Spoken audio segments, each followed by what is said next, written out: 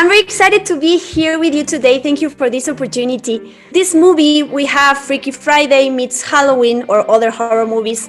What were the challenges to create creative ways of killing your characters?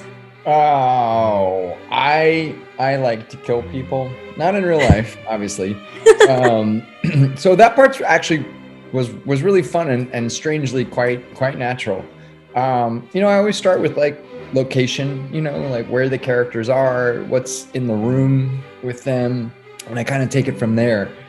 There were a couple that were tricky, or a couple that I thought of kind of last minute, and we had to figure it out. But overall, it was pretty easy and a lot of fun. Oh, hey, how are you? Nice to talk to you. Hi, Jason. Nice to talk to you. Thank you for this opportunity. Thank you. I have to ask you, after being in the horror industry for so many years, what would you say is the lesson or the experience that you treasure the most?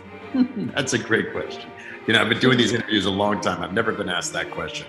Well, there was no better, in that way, there was no better experience than Paranormal Activity, just because I'd been trying to kind of break my way into the business in every possible way I could. And I finally did with that movie. And there were very good things and bad things that happened regarding that movie, but ultimately it was a great thing. It gave birth to my business. So that has to be the best thing. The most important lesson I've learned along the way, probably never give up, never give up. What would you say is your personal touch when you are handled a project and you have to start and to take the decisions? I think that you actually use the right word, which is personal. And I think that whenever I try to write a movie and then make a movie, I try to make them as personal as possible. And I think that my personality comes through not only the writing and the dialogue and the characters, but also like the details that you see. Everything that you see in my movies is sort of something that I've picked out. I want the movies to sort of be alive with my personality. I love this relationship that you've built with Christopher Landon. Why do you trust him? Directing movies is incredibly hard. It's one of the hardest jobs in the world. I could never direct. If I directed a movie, it would be the worst movie ever made. And Chris is just, what I see in him is he's just raw talent. He's just incredibly talented. He has a really specific voice, and he knows what to say on the set to get the results to get that voice heard in a very clear way.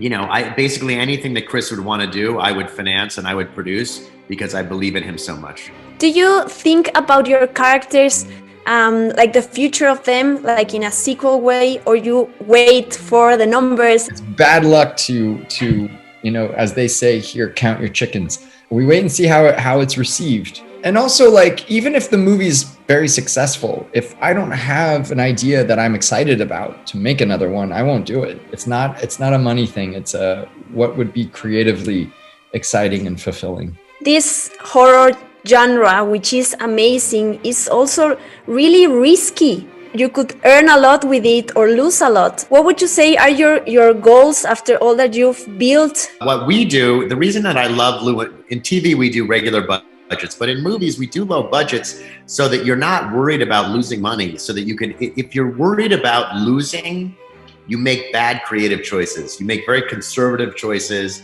You make boring choices. But if you're not that worried about winning or losing or winning money, then you make more bold choices. So the reason I always like doing low budgets is we're not risking a lot of money. So it allows us to make better creative decisions, more interesting creative decisions. If you could switch places with a horror character, who would it be? Michael Myers. Perfect. Now wait, can it be a villain or a hero, or doesn't matter? Villain. Oh, preferably. I'd like to be Freddy Krueger. Awesome.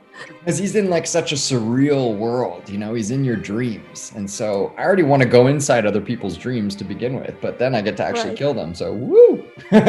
Thank you for your time and your honesty, Christopher. It was a pleasure. I enjoyed it. Thank you so much.